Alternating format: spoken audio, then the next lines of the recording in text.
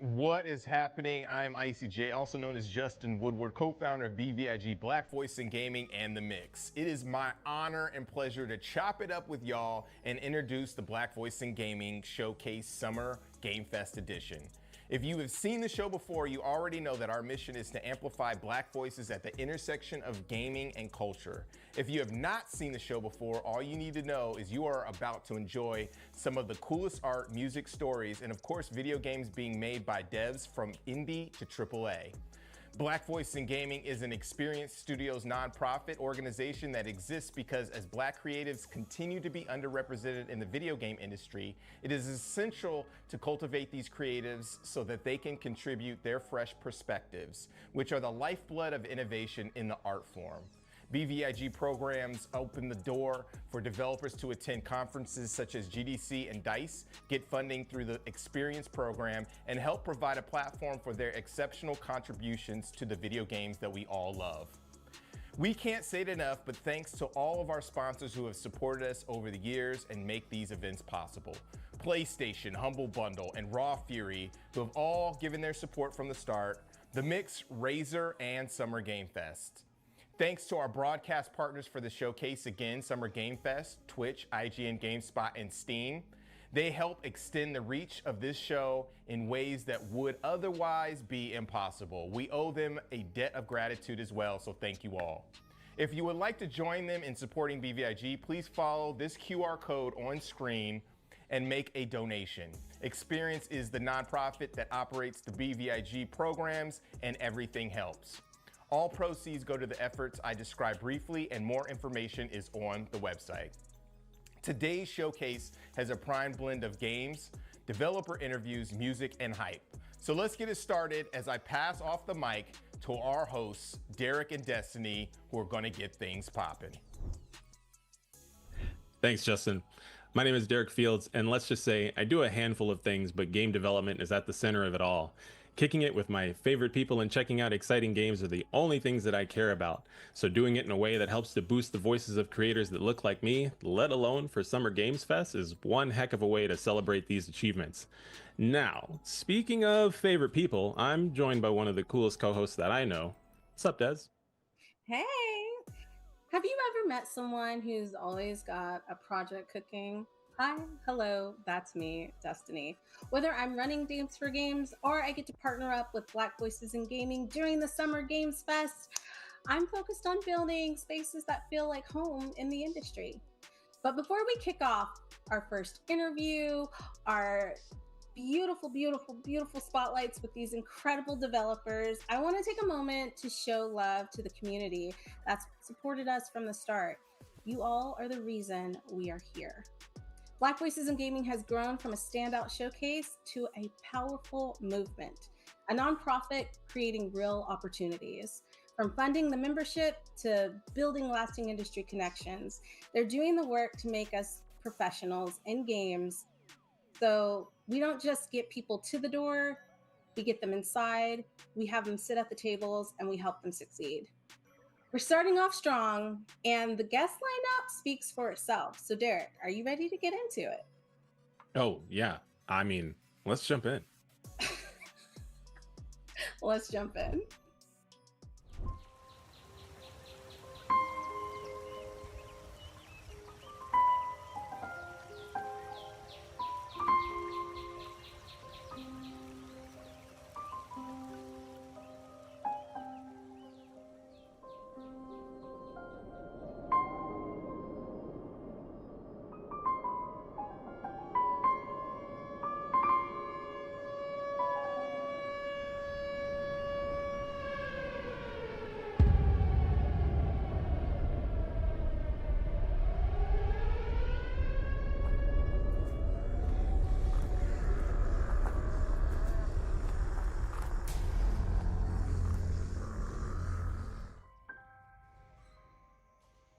Hello everyone, welcome to Alias Shadows of Silence, a journey into a world where mystery, horror, and puzzles intertwine in an incredible way.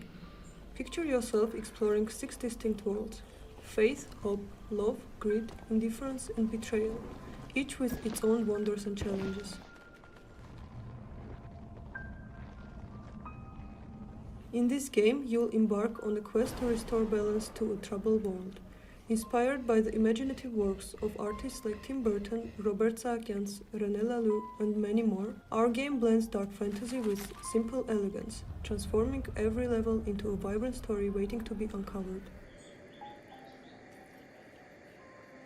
Prepare for gameplay that's both challenging and rewarding. Utilize special abilities such as time management, invisibility, and energy control to solve intricate puzzles and outsmart lurking dangers. Discover hidden paths using a light and strategically navigate shadows to overcome obstacles in your path. Ayasa Shadows of Silence is more than just a game. It's an emotional adventure. As you explore, you'll uncover secrets, meet unforgettable characters, and think deeply about big ideas. Your choices will shape the story, revealing surprises and new journeys at every turn.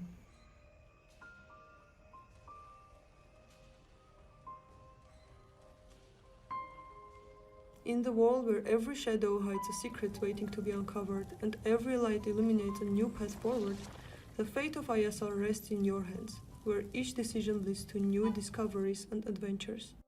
Get ready for an unforgettable journey. Thank you for watching.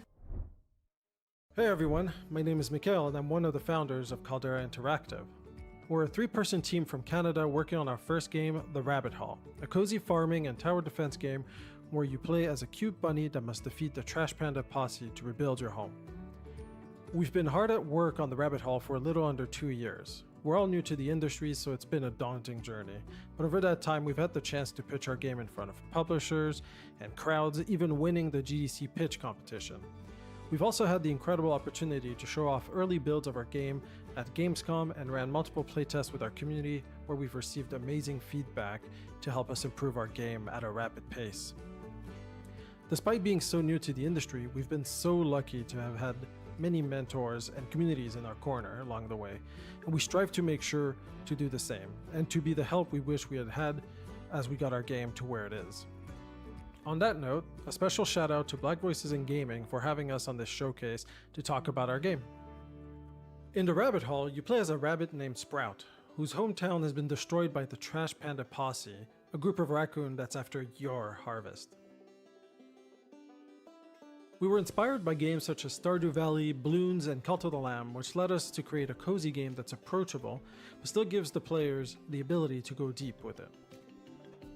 So during the day, you spend your time tending to your farm, planting and harvesting crops, as well as planting defensive towers, exploring the surroundings for treasures, or buying new supplies. Players have access to a variety of plant towers that grow into powerful allies. Their final evolutions must be unlocked in town and purchased within each run to mount a top-tier defense against the Trash Panda posse. We created a symbiosis system that rewards players for creating a symbiotic garden where certain plants thrive when placed in proximity of each other. Once the player is ready, they can trigger the night phase where they must defend against waves of hungry raccoons using the planted towers and the equipment they've gathered during the day. Now let's skip ahead to see what a player's garden might look like further down the line.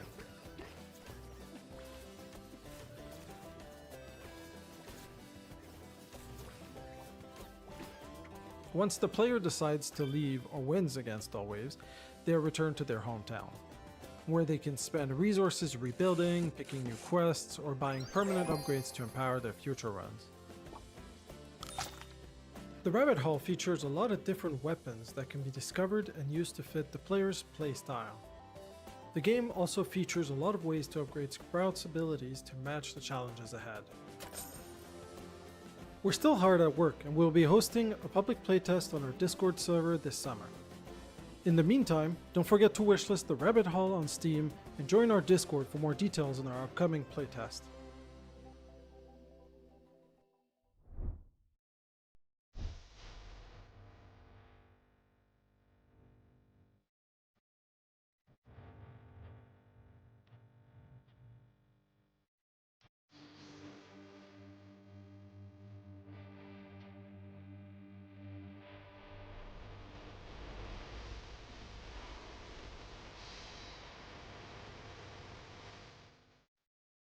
Hey there, I'm Fad. a solo game developer with over a decade of experience creating games that blend fun and chaos. I'm excited to introduce my latest project, Touchdown. I've been developing this game solo for the past year and a half, and I can't wait to share everything about it with you. So, I want you to imagine a world where meteors rain from the sky, missiles rip through the streets, and poach pirates run rampant, but you're still expected to deliver packages. That's the chaos of Touchdown, a high-energy, action-packed delivery game where you play as a courier racing against the clock to complete deliveries while dodging a storm of absurd obstacles. Imagine Crazy Taxi crashing into Jet Set Radio with a unique twist of unpredictable environments and hazards that force you to adapt on the fly. The goal was to create a game that's both nostalgic and refreshingly modern. Let's take a look at the heart of Touchdown, the gameplay. As a courier, you have one goal, to make deliveries. But when everything and everyone is out to get you, you've got to get creative. Jump on cars for some extra height boost, but be careful, they can explode anytime. You can also scale buildings to escape the mayhem or just rely on your quick reflexes to stay alive. But here's the fun part, you are not entirely defenseless. There are more than 20 power-ups to pick up. You can freeze enemies in their tracks, blast them away with a shockwave, turbocharge your speed, or shield yourself from the madness. You can mix and match them for crazy combos that turn chaos into your weapon. Plus, there's specs to tweak your style. Do you want to run faster, tank more hits, blow up everything in your path? You got it. Touchdown will have more than 60 plus perks you can choose from. You're not just stuck in one spot either. You dash through various zones, from city streets to hostile suburban towns, each with their own vibe, hazards, and enemies. And to keep things fresh, you can pick from a roster of couriers, each with their own special abilities. Maybe you're into turbo speed or you love a good extended dash. Whatever your style is, there's most likely a character for you. You'll also be met with special delivery requests along your journey. They can be pretty intense. Think time-crunching runs where every second counts, or fragile package deliveries that test your dodging abilities to the max. And since the levels are procedurally generated, every run comes with a surprise. Fail to complete a run? That's not a problem.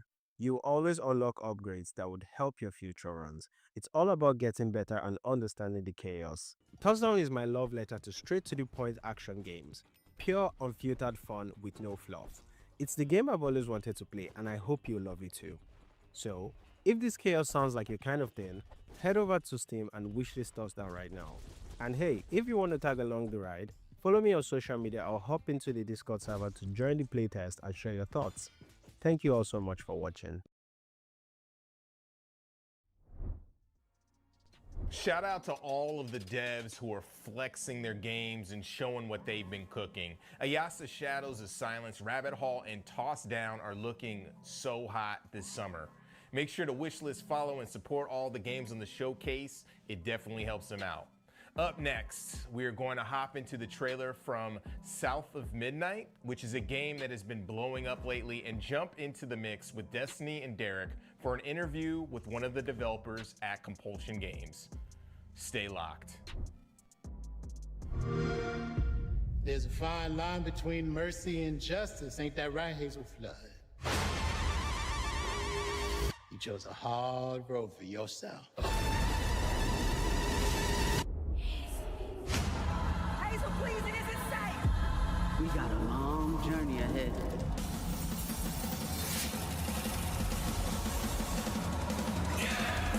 I'm always fast enough!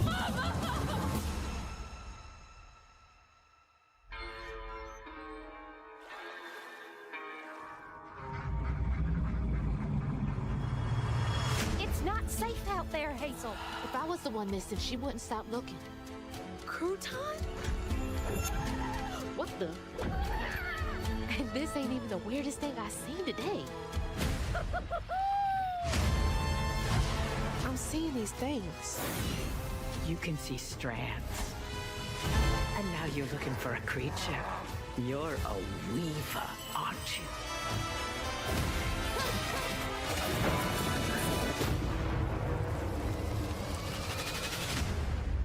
Hello?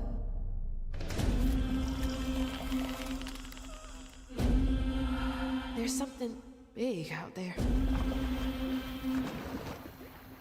Take this and go find your mama.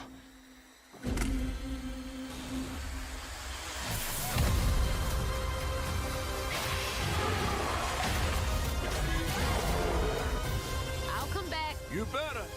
I gotta know how this tale of Hazel ends.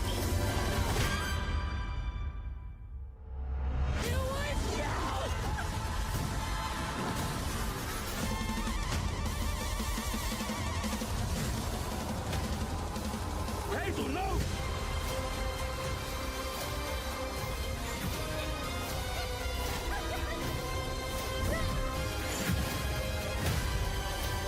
This ends now. Mama?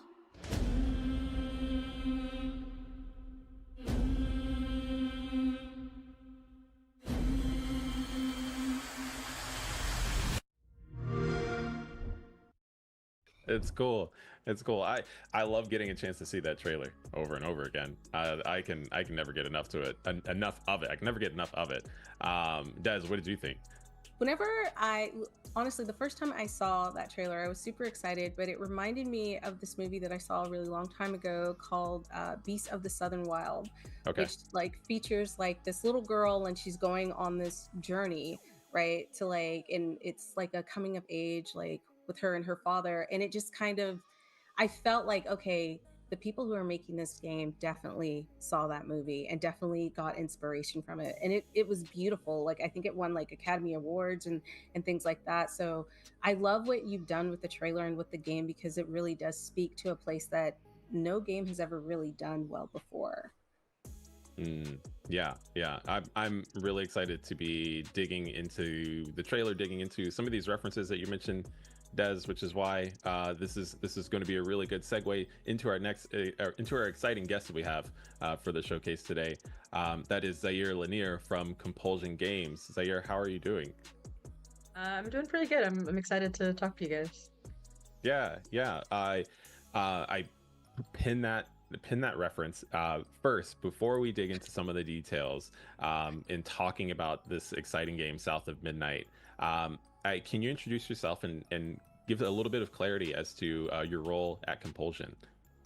Yeah, I'm Zaire Lanier. I'm a game writer, narrative designer. I've been working in games since 2020, and I was one of the writers on South of Midnight. And I guess that's what I'm here to talk to you guys about today. I wanted to know how you did your taxes, but since we're going to be talking about that, we'll just roll really with that. Poorly. The IRS is probably like at my door too. She's joking. Moving on. I'm joking. Yeah. No, that's great. No, go ahead. It's all you. Oh, okay. We promised we were going to do this back and forth. I don't know if it was my turn yet, but I'm catching the ball. It's your turn now. So, thank you.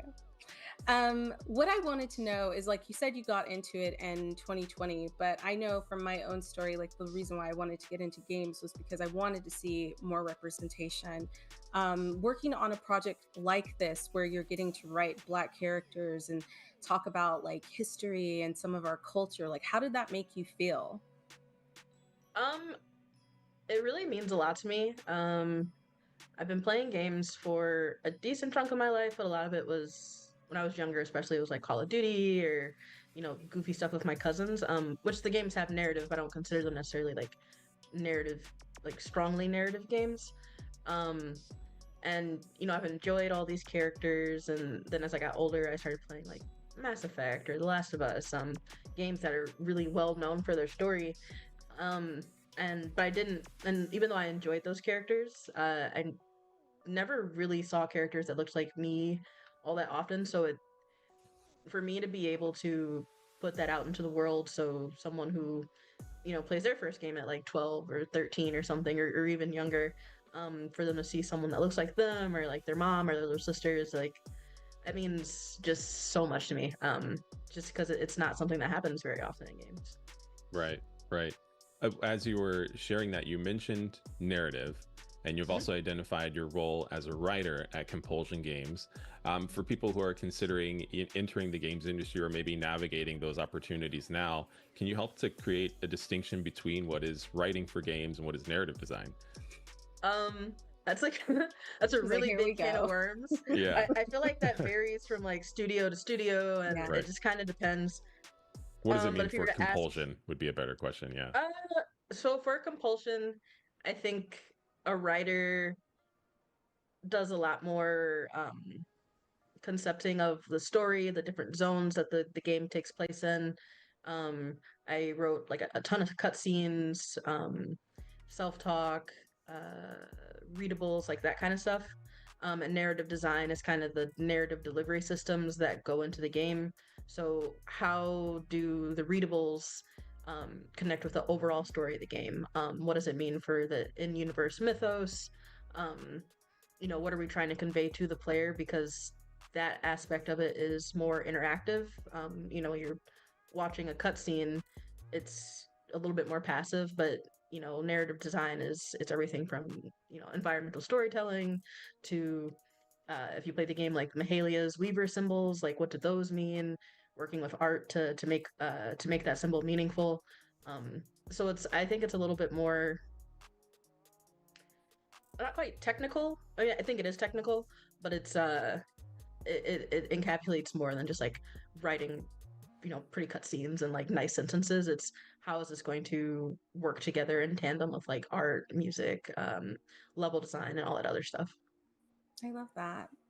I think that's a great definition, just because I don't know if I would say the way you explained it in my head, narrative design is more world building, whereas like a writer, you're giving them the scenes to write and the world is already kind of being created, but there's still a bit of back and forth, right? Yeah. That's The how I've line is always looked at definitely- it. Oh, I'm Yeah. sorry. Yeah. No, I'll say the line no. is definitely blurred. Like I do a little bit of narrative design. My friend Danny, who works on the game, she does some writing. We collab with each other. But I definitely, the narrative design I think is her specialty. And she's very good at that and presenting these ideas. Like I'll have an idea and she'll be like, all right, well, how do we present this to level design so that it makes sense? And I'll like look to her for her leadership on that. And we help each other on cutscene and stuff. So it's all a group effort. I think we all kind of bleed into each other's specialties a little bit. But I do think there is a distinction. Did you guys meet on this project, or did you know Danny before then? And how is that working with like another friend? Because I know a lot of people, they make friends at their job, but like having somebody that you've known for a while and then kind of being able to work with them to create something so special. Yeah, I have known Danny for a bit, a couple years now at this point. We met on Twitter, which is how I've met Super probably random. 80% But I love it. But Oh, I like, made my like friends, too. 80% of the people I know in games, I know through Twitter because Yeah. I was in the Midwest and I wasn't in a gaming city. So that was pretty much the only way I had to get to know people. But I ran a Kickstarter and I asked her to, it was a horror anthology type thing with cryptids, and asked her if she would like to write one of the entries in it. And Danny also runs her own small studio. So I knew she knew her stuff. She's very professional. And I was like, hey, like we're hiring, if you would like to apply. And I mean, she got the job because she's very good at what she does. So it was really nice to have someone I know on the project with me, but also someone who is familiar with the culture we're working with. They have those Southern connections as well. And someone that I just like know we work pretty well together. It was very I'm very proud of the work we did. And it meant a lot to be able to do that with her, because it's not something that I wanted to do by myself, like have that on my shoulders necessarily. It was nice to have someone to like share that with and bounce ideas off of. I love that. I was one of those cryptid backers, by the way. I remember that. You said that and I was like, that's where we probably connected online. Yeah. There's when it comes to narrative and a lot of the aspects of the game, I've had an opportunity to consume a lot of the tangential information surrounding South of Midnight, and one of which was this very documentarian style coverage of how you and the team really immerse yourselves in the environment. And when I think about that, South of Midnight mythology is deeply woven throughout the entire game. And of course, like going into another environment to immerse yourself in different aspects of mythology. How did you navigate that? What was important to you what did you discover along the way? So one thing I really liked about working with Compulsion on this was they knew what they didn't know. And I think and they were okay with that, and they wanted to get the right people to make it as authentic as they could. So the team did visits down to the south. They were in multiple states, multiple times, lots of different communities. Um, for even down to like the sound design, they had people out in the swamps with parabolic microphones, capturing the sounds of insects, of birds, and they did it multiple times throughout the year. Um, and so I think Compulsion, because they were so willing to lean into that authenticity. And, we had references, so Beast of Southern Wilds, Night of the Hunter, um, Eve's Bayou. I read some stuff on my own. Um, really getting into the nitty gritty of the genre and seeing how that meshed with culturally what we're doing, being culturally sensitive to the people in the South, because you don't want it to come off as very stereotypical.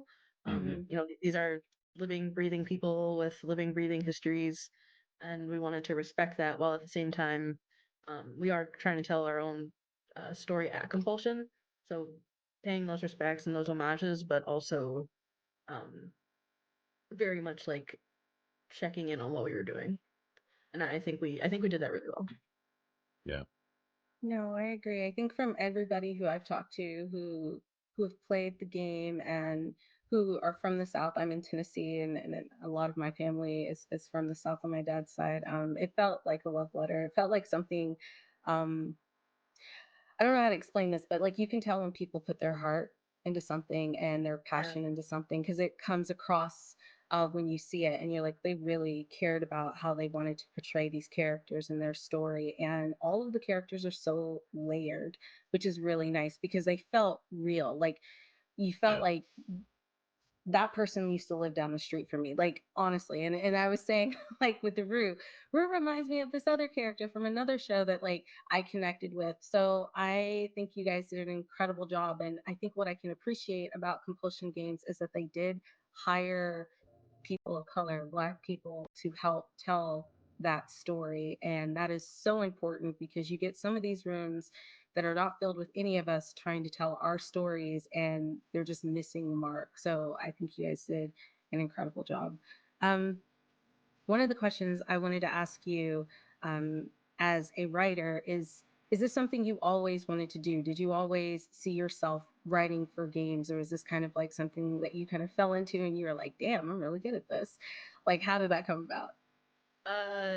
No, I I went to school and I wanted to be a doctor. I Okay. did most of a biology degree, and then I just like kind of bounced around really aimless for a while. Um, and I got a PlayStation from some guy on Craigslist that was like definitely stolen in a parking lot at like 11 o'clock at night. Yeah. And I got The Last of Us, the Telltale Walking Dead games, and Dragon Age Origins. And those were my like I would say my first big like narrative games. That's not true actually. My grandmother got an old school Xbox, the original Xbox when it first came out, and I had Knights of the Old Republic. And I played Okay. that when I was like 12. And I was like flabbergasted. I was floored. I remember running my grandma and being like, "Oh my god, the big twist!" And she didn't know what was going on. She's like, "Oh, that's great! Oh, I'm so glad you had fun." And I was like, yeah, but I hadn't really gamed in between, the original Xbox and getting a PS3. But I played those games and I was like, oh, well, someone has to write these. And I had never thought of that because when you think about English degree, you're like, oh, or a writer, you can write books, you could be a teacher, and that's all I could really think of. So then I just hopped on Twitter and I followed a writer who worked on the Walking Dead series, the Telltale series, and I went through everyone she followed, and if it said game writer or narrative designer, I followed them, and I just started being like borderline annoying. I was just like, "How do you get the games? Like, what was your path? What do I do?" And I started doing game jams. That's And called then research. Yep. it's true. That's true. That's called research. That's good.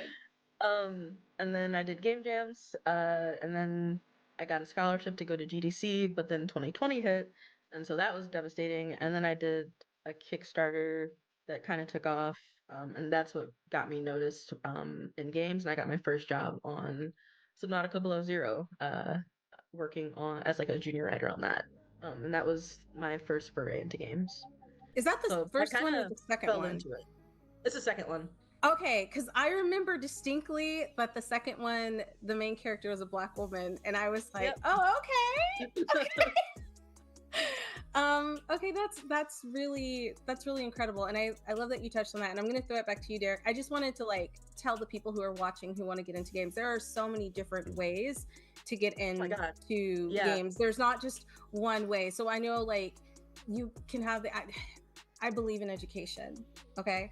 And you can have these people saying like, you need to come to school to do that. You absolutely don't. School is really good for networking, but if like you're a storyteller, you're a storyteller, right? Yes, 10 different writers, how they got into game writing. You'll get It's 10 all different, incredibly different stories.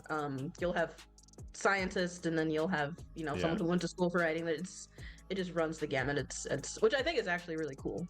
I do too. A lot of different perspectives coming in to create something. So just keep trying, because I know right now times are hard out there, but keep trying, please. We need more of us in the industry. So like, don't give up. And that's all. I'm done. I'm off my soapbox. Throwing it to Derek. No, it's all good. This is my segue. Speaking of stories, I got to witness like moments before our call a post that you made online about the support that you received getting into games, and I thought that was really impactful. When it comes to looking at the stories that maybe like really imparted themselves upon you. You talked about these Telltale games. You talked about Knights of the Old Republic. Were there any how do I say this? Are there any memories that you have about the impact of narrative upon you that you really made an effort to kind of apply to a title like this, whether that dealt with maybe Hazel or some aspect that happened in the overall arc of the story? Yeah. So 2 stories that I re-experienced for South of Midnight. I reread Their Eyes Were Watching God, because it is such a the language in it is just really good, really poignant, and the emotions in it are it's just so well done. I love Zora Neale Hurston. I think she's a treasure. And then I also rewatched Crooklyn, which I think is one of Spike Lee's like, I don't want to say it's underrated, but I don't hear people talk about it often enough. I love that movie. Same. It's one of my favorites. And the relationship between Troy, who's the main character, and her mother, and this growing pain space that they're in because the mother is sick, and Troy doesn't really know how to handle that. The mom's not perfect by any means. Troy's a kid, so she also has her own really big emotions. And the movie also has these like slightly magical moments in them that like don't quite make sense, and you're like, I don't understand what's happening, but that's something that I rewatched a couple times because I was like, I really want to nail this feeling, especially as you get to the end of the movie with the acceptance of everything that's happening. So I think for me those were probably the 2 biggest ones, and then also Eve's Bayou was one as well. Yeah, that's wonderful. I love Crooklyn. That's all I wanted to say. It's such a good movie. It's so underrated, and now that you've brought it up, I can see kind of like not the comparison, but the things that you could take away from that to tell a coming of age story about a girl who's dealing with like a traumatic situation with their mother, with a parental figure. Another Zaire, question. real quick. I think you need to come up with a. No, you're good. I'm the one interrupting, so I apologize. No, I just real quick with all the references. I think we need like a South of Midnight watch read list. That people can leap into after having their experience with the game. I think that's a really I'll good ask idea. someone about that for sure. Oh my god, I think the question I had just kind of flew. Oh, okay. So this is a weird question, but one of the things that I thought was really interesting, and this is just like visually, is before I started playing the game, I didn't realize that our main character was of mixed race, right? And I know that that's really important. I think it's something that like we don't touch on a lot because it's like I don't know, like if people are just afraid to talk about it, but how that experience is different, especially in the South. Like it's a huge thing. How did you feel about that as you were writing the characters and kind of like exploring the story? Because it's a different dynamic. It really is. I come from a family that like both of my parents are just like they're blackity black black black all day long, but when you have a mixed race family, the dynamic's different. You're still seen as black, but then there are these other aspects to just going through life as a mixed biracial person. Yeah, I think for Hazel, the world, the way she grows up and the way her mother raises her, I mean, we don't get to see it a super ton, but Hazel, I think, is raised. I mean, if Hazel was walking down the street, if Hazel got, I don't know, pulled over by the police, God forbid. I knew you were gonna say that. But like Hazel is a black woman. I think she would see herself as a black woman. We don't overtly address Hazel's like mixed race heritage. I mean, and that's another huge. We could talk about that for a really long time. But it's kind of hinted at in how Bunny doesn't necessarily have the greatest relationship with her. Yes. And the way Hazel and Lacey kind of have each other in the community. They have like Mrs. Pearl, Bo, and Jolene. So it's not something that I think overtly wanted to address, because the thing with narrative is all narrative requires space, and you have to take space from one thing. You take it from something else, and so sometimes in a story you have these ideas that you put out there, but you can't necessarily address them as much as you want to, or you just kind of have to like put a gloss over it. And I think that's something that happens. So it kind of leaves it open for discussion and open for interpretation. But I personally, I think Hazel would consider herself just a black woman. It rains, her hair gets frizzy type thing. Like she gets, I really I really think what it was. type I hair really, does she have? I just think it's really important for Hazel to look like a type of black girl we don't necessarily see in media very often. And I say that as someone who, I know I have light skin privilege, but like my mom, my sister, my brother, my dad, they're all darker than me. I just, the way things happen with our genes. But I thought that was very important. I want people to identify with that and have that person to look up to. Thank you. Wow. Thank you for saying that. I think that's really important. I know like we're wrapping up and I'm going to throw it back to Derek, but knowing when you have that space to really like dedicate to something so that you're not doing it an injustice. And I really appreciate that like you guys took that into consideration, because a lot of times people try to squeeze things in and you're like, well, that didn't really fit. That didn't really make a lot of sense. So love that. In your explanation, you addressed my next question, which I think is really embedded in there, which was what you hope fans can walk away with. And so this conversation about Hazel really identifies that. Instead, I'm going to wrap up with a much easier question and ask, well, hopefully easier. Who's your favorite character in South of Midnight? I mean, I wanted to say Hazel. I think Hazel's really cool, but I feel like that's cheating. I think I won't do a character necessarily. Go ahead. Who are you most excited for fans to meet? I think the story in the swamp later in the game with Honey, Ultima Haha, Mahalia, the way all these kind of mythical strands, no pun intended, kind of like all meet, and kind of the passing of the torch that happens there, and like the finishing of a job that was left unfinished, I think is really heartfelt. And I also think the music in that level is just, I've never heard anything like it in a game. It felt very, very personal. I think a lot of people can identify with it. It's music they might have grown up with, even if they didn't go to church. It's like it's just a part of Black American culture in a lot of ways, and I feel very proud to have contributed to that in any kind of way. I think it's very, very cool to showcase our culture in that way. Hell yeah. Hey there, I'm Day to Dave, a Twitch ambassador and voice actor in the gaming industry. Now, I just want to say that was an amazing interview from one of the developers of South of Midnight. Now, it's a great game, so definitely check it out. I played it. Next up, are you excited to see a collection of game trailers we're spotlighting? Check this out. Yo, I'm CryoGX, solo dev here to tell you the wait for Advent Neon is almost over. If you haven't kept up for the past, goodness, 6 years? Advent Neon's been a solo passion project of mine ever since I graduated college. I'm gonna showcase a new level today, right after I turn Neon even more green than they already are. Hope you enjoy unlocking everything.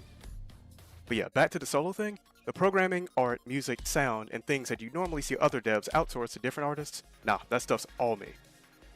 From here, we can warp to other districts in the game. We're just gonna go to Hexane District for today, but as you probably figured, you can go to whichever one you want in any order you want. So yeah, here's the Hexane District hub, and the first level, we're just gonna go straight in. And beat my last score while I'm at it. So yeah, if you're playing these levels in order, this stage will formally introduce you to grind rails, as every platform is cooler with them. Hey, I don't make the rules, I just pretend to know what they are. This game's got some depth too. While these rails let you go fast on them, the momentum from them will carry over into a high-speed run once you get off of them, which you can use to instantly wipe out enemies if you can maintain that speed. Observe. Yup. But yeah, that's one of those high skill ceiling expression things. Wait a second. Since I ignored that hive earlier, a wasp enemy followed me, tried to hit me, but I dashed right as I was about to get hit to freeze time and counter. No, get me out of here. Mastering the entirety of Neon's moveset, as well as the level layouts, will make you look absolutely godlike to other players. But that level of mastery is not required by any means to enjoy the game. It's always funny to watch that one's parts bounce through that little tunnel there. And now we've got penguins outside of their natural habitat. This one in particular dies. And I guess this one here wants revenge, but no. You know, I initially came up with the idea of this game when playing Mega Man ZXA as a kid, and I was like, I'm tired of shooting, I only want to melee, and I want to dash in all 8 directions. Fast forward to games like Celeste and Spark the Electric Jester coming out, and I learned those ideas were really fun on principle. Almost at 100%. Ooh, finally max power! And I lost it, just like that. To explain, that percent counter at the top left of the screen, that is Neon's resonance. It acts as critical hit rate if you're familiar with that general mechanic. It goes up as you fight and collect the green triangular nodes across the stage, and at 100%, Neon transforms and becomes even stronger. But if you get hit without any shields or upgrades, you go all the way back down to 0. So maintaining it will make you really powerful, fast, and cool. Oh yeah, here comes the tricky part of the level. I guess it wouldn't be a railway if there wasn't a train, you know? But yeah, this segment's side-scrolling, so those missiles won't be a threat unless you try to hold forward and speed up. Meantime though, you can tear through all these enemies flying on terrain. And if you're trying to get an S rank for enemies killed, then that becomes a requirement. I meant to say KO, but same difference, right? Oh good, another penguin to kill. I mean KO. Alright, finally got the mini-boss fight here. This design was actually suggested by one of my Kickstarter backers. I think it came out really cool. I do hope they agree.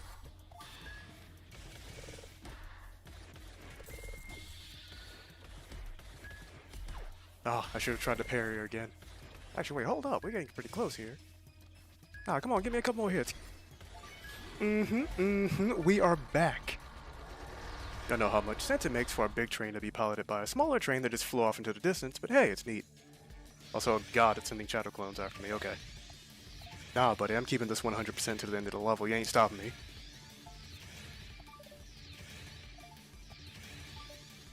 Nice, there it is. Okay, what was that? A rank? No, that's probably an S rank. Ooh, okay. Spoiler alert, that's not the highest rank in the game. See that 98% down there? There's more to be done. But not today, though. I'm just gonna go back to the tunnels area and chill for a bit. But yeah, I hope y'all enjoyed what you saw. That'll be it for my little showcase. I want to thank Justin, Derek, Sean, and everyone at Black Voices in Gaming, as well as my followers, Kickstarter backers, all the gaming outlets, as well as you, the viewer, for making all this possible and giving me support through the years. The game's been a long time coming, and I can't wait to finally get it out to you all. And if you can't wait and need to try it now, there's a free demo on Steam at this very moment. Try it out, leave a review, wishlist the main game, and be sure to send me a clean crisp $20 US. The price of 3 eggs in this economy. For it, if you're enjoying yourself, take care.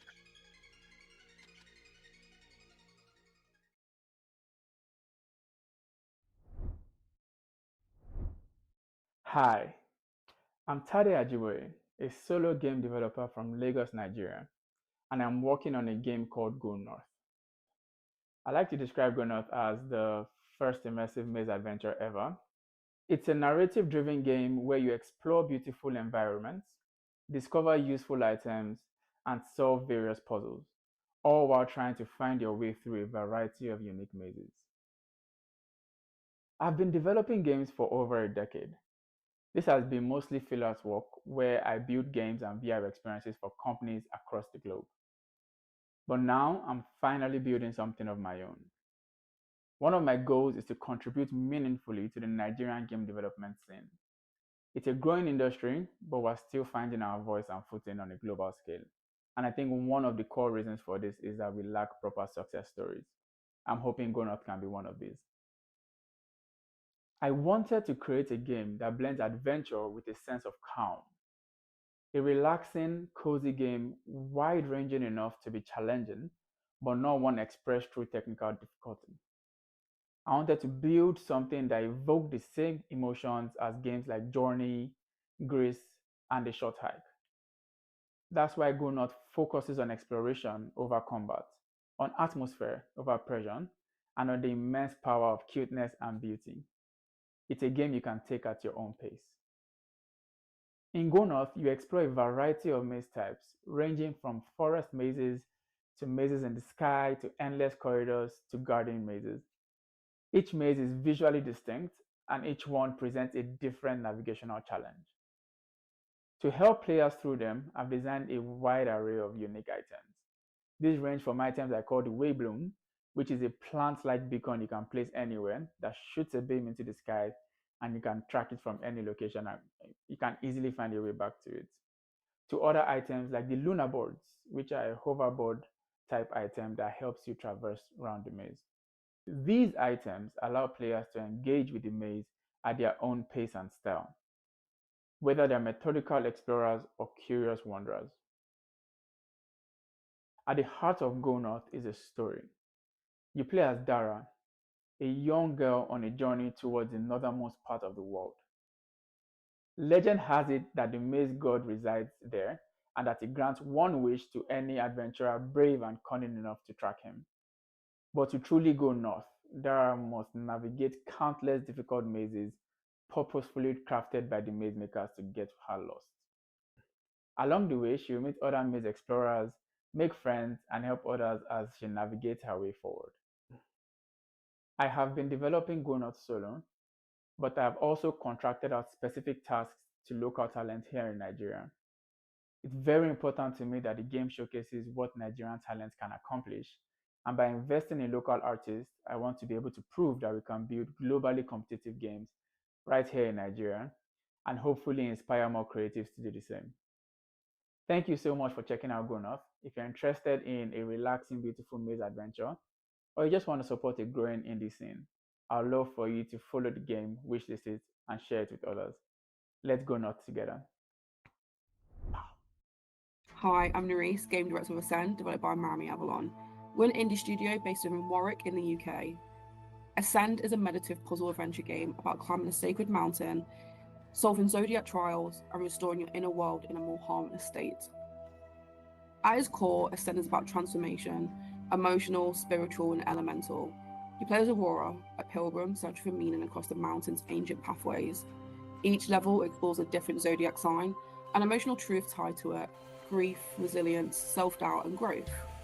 The puzzles themselves are around each spirit of each sign. So Sagittarius challenges your pursuit of knowledge and perspective. Gemini plays with mirrors and duality. Taurus tests your ability to give and find balance. The blend of emotion comes from our love of old PS2 era titles, so like Jack and Dexter, Primal, Final Fantasy X, Dark Cloud, Kingdom Hearts. Games where exploration, mystery, and all the heart is lived in the same space as well. Ascend features intricate constellation-themed puzzles and a unique time-turning mechanic where you can shift between day, twilight, and dusk. Each time of day reveals a different layer within the world. Some puzzles only come alive at certain times of the day, so twilight reveals secrets by the moonlight. Your light altars, reroute waterfalls, reflect beams, twist ancient machinery, and reshape the landscape to move forward. Aurora, our main character, her journey is steeped in anxiety, so in moments where she feels small, overwhelmed, or even unsure whether she's even meant to be here. This isn't just a character trait, it came from us, it came from myself. A lot of her inner voice, her hesitations, her dry humour are pulled from real thoughts where I've had to try to keep going. Ascend became a way to explore how anxiety doesn't always look loud. It's about how we can live in silence, in second guesses, in the pressure to keep climbing even when we're not even sure why. The mountain reflects the emotional weight, and the puzzle's actually to move through it, not fix it. Ascend is about the climb that we all make, the one that nobody sees, the one inside. Through light, myth, and puzzle solving, we're not just uncovering the secrets of the mountain, you're uncovering parts of yourself. It's coming 28th of August. You can play the demo for free now on Steam, and wish us the full release coming 28th of August. Please take a look at our trailer. I didn't come here to be a hero. I came because no one else could, and well, someone had to. They say the mountain keeps the ones who didn't make it. Pilgrims frozen mid-thought, like ghosts who forgot what they were searching for. Each trial's tied to a zodiac sign. Leo burned. Sagittarius? That one gave me answers I wasn't ready for. They all say the mountain changes you, but maybe it's just trying to show you what you already are. 12 zodiac signs, 12 riddles, and I'm somehow supposed to solve them without losing my mind? Easy. Even if the mountain sees more of me than I want it to, there's no going back now. I don't know what lies ahead, but I know I have to keep climbing. To ascend.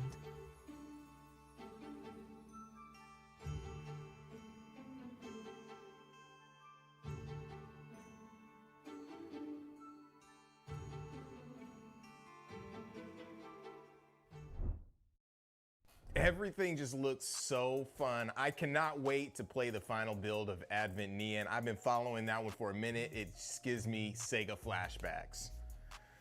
Our next guest is a talented musician who has influenced hip hop and the gaming culture through clever wordplay, production, and live with his freestyle skills, which he is a master at. Ladies and gentlemen, gamers, hip hop heads, and everything in between, we bring you Mega Ran. You are now in the place with Mega Ran. That's right. Shout out to Black Voices in Gaming, everybody, for having us out. My name is Mega Ran. I love video games. I love hip hop. I love culture. I love people. And I love bringing it all together in this little thing they call nerd rap.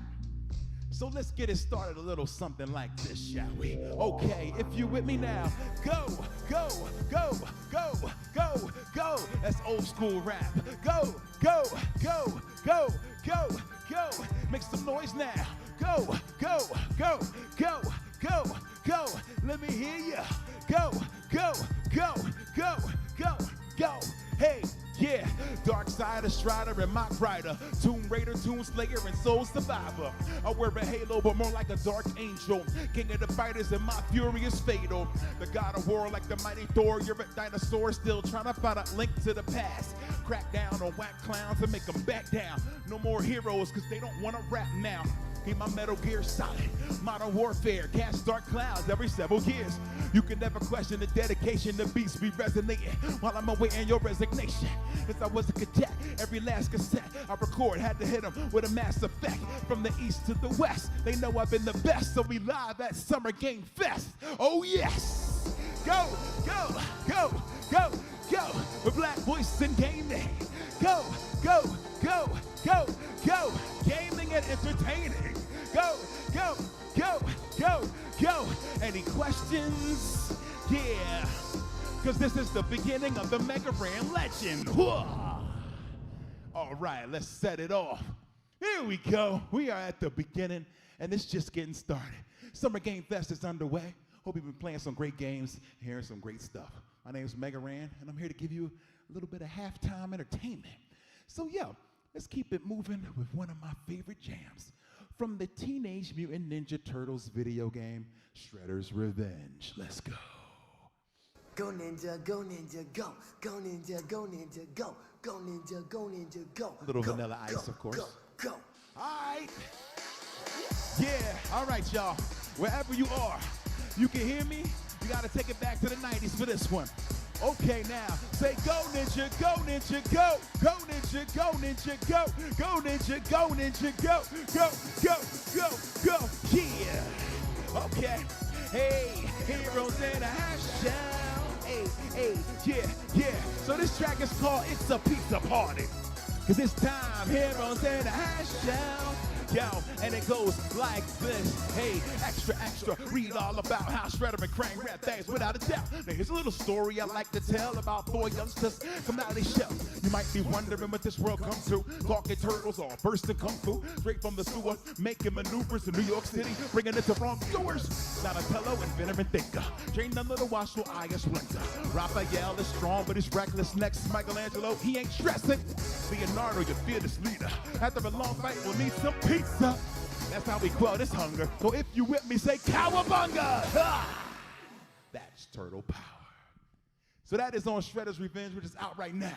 That's the ending theme, so you gotta beat the game to get the rest of it. But yo, let's get into some Final Fantasy VII, because that's my true love, honestly. Role-playing games, especially from the 90s, from a company called Square Soft, not necessarily Square Enix. All right, y'all, so this one here is how, I'm gonna show you how to start a revolution. Take your hand, this hand here, you ball it up, you turn it around, and you raise it towards the sky, and you say, hey, hey, hey, hey, hey, hey, hey, we beat them. Insurgents, not a bit nervous. Encouraged, got a bit further to go by any means. Getting rid of our enemies. A-V-A-L-A-N-C-H-E, yeah, that's who we be. Insurgents, not a bit nervous. No lip service, got a bit further to go. Do what we gotta get. Who want that problem?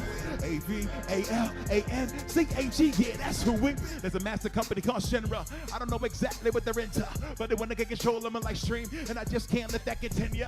They don't care who they hurt, who they injure. Want to turn my whole planet against us. It's simple, you join the resistance, or you wind up going against us. And the name Barrett Wallace, and I'm known for paralyzing, pulverizing punks into submission. Not fantasizing, wish this world wasn't mine. Get worse if we allow it. I head with a cannon for an arm and a mind with none but revenge inside it. And I represent Avalanche. Man, them chumps don't have a chance. Watch them scatter, man, whenever Barrett's land those battle plans.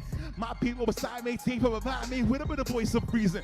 It's Biggs and Wedge and Jesse. Anybody in my way, we squeezing. Get behind me, I'm leaving, but bomb in the region, it's gotta be the highest treason. We can't do far to back now, then I'm not leaving till we even. We get to whoever wants, you can get equipped. The president of Shinra's throwing fits. So yo, let me see your fists like this. Hey, hey, not a bit nervous. Encouraged, got a bit further to go. Any means, getting rid of my enemies. A-V-A-L-A-N-C-H-E, that's who we be. Insurgents, not a bit nervous. No lip service, got a bit further to go. Do what I gotta care. Who want that problem? A-V-A-L-A-N-C-H-E, yeah, that's who we be. A-R-R-E-1-T, they gon' have to come get me if they want me. I don't bend, I don't break, don't care about much. This is my daughter Marlene, my people's being free. You gotta understand, son, I don't have the answer. I just keep the faith, and I always keep a handgun. Nope, I mean that literally, cause I got a handgun. I call this a gun arm, so I'm never unarmed. Get it? It's a little Final Fantasy humor for you gamers out there. Hope you're having a good time. Yeah, my name's Mega Ran. It's been so awesome to be here, even though I couldn't physically be there with you at Summer Game Fest. This is about the next best thing, I gotta say. So, oh yeah, I used to be a teacher, so I want to shout out all the teachers and educators and people who keep creating out there. Just keep on working and making amazing things happen, because you are the future of the entertainment industry. So keep gaming, keep playing, keep creating, keep building new worlds so we can keep on enjoying them. All right, y'all. Well, I'm Mega Ran, and I'm out. Peace.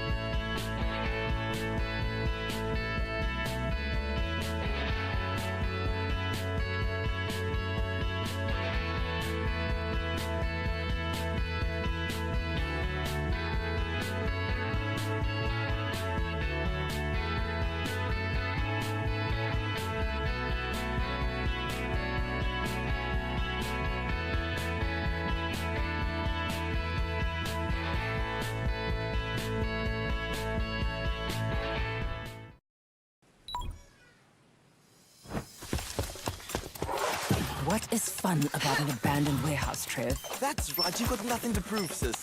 No matter what they say.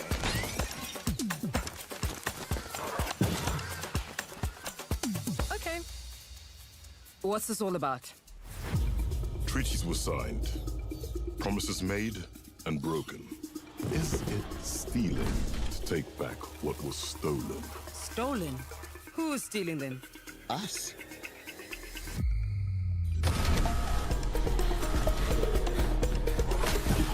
It's time to get out of there. Let me introduce a friend of mine. Smart, agile, and will let you look into places with the tightest security.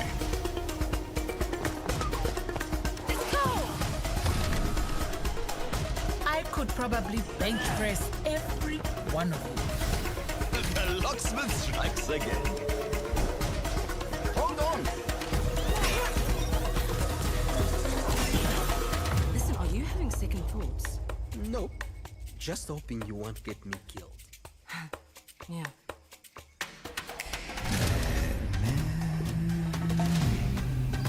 I know what you and your little crew are doing. Nobody threatens my family or my friends and gets away with it. So we are going to do whatever it takes to take back Africa's belongings, and we're going to do it together.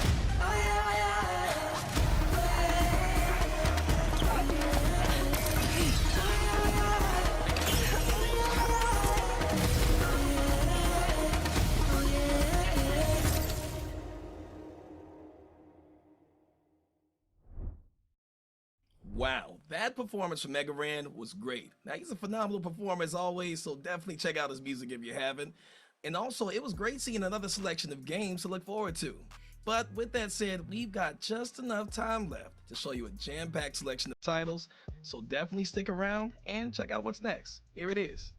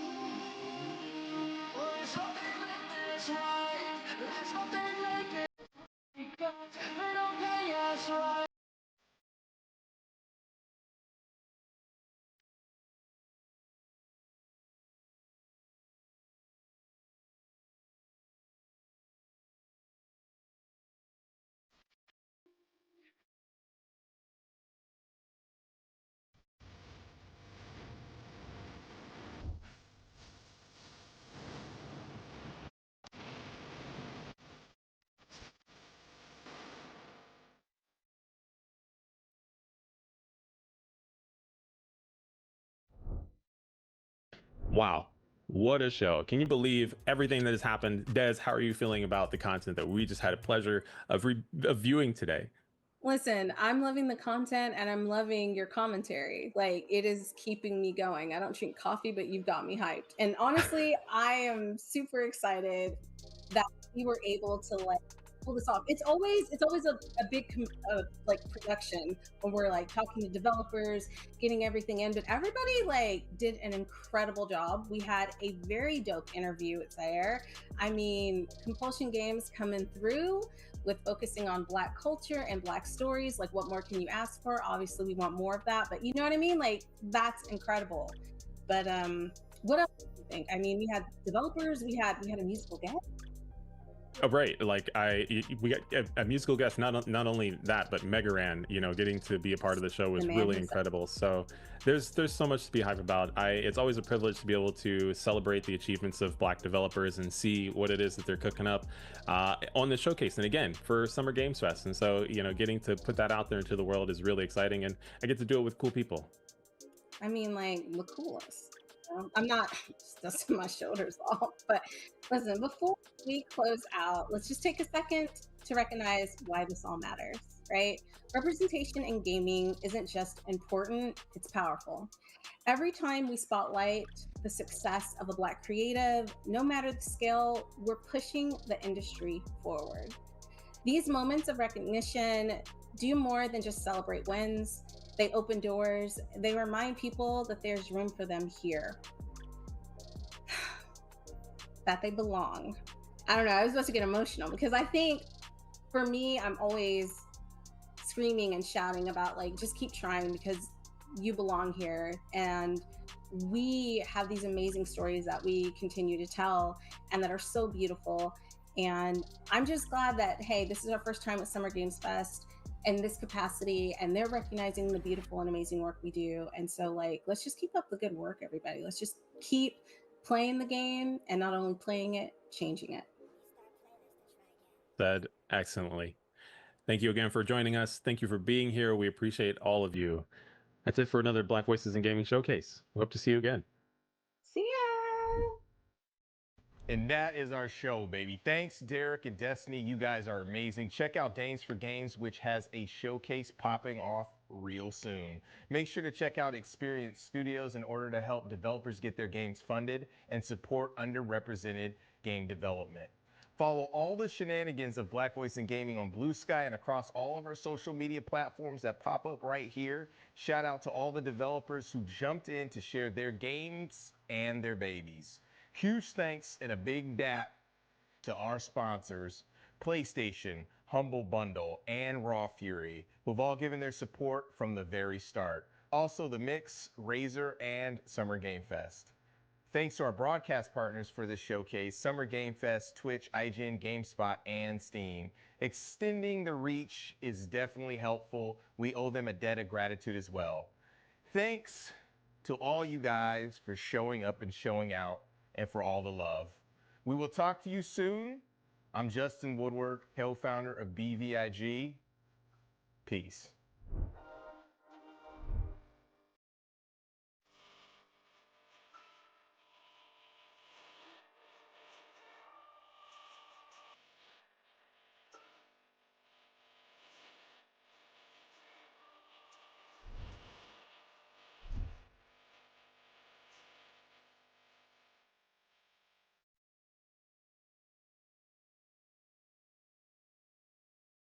I'm sorry. The one knocked. GH. I hit one with the mortar. Hit another one with the mortar. That one closest to you is knocked.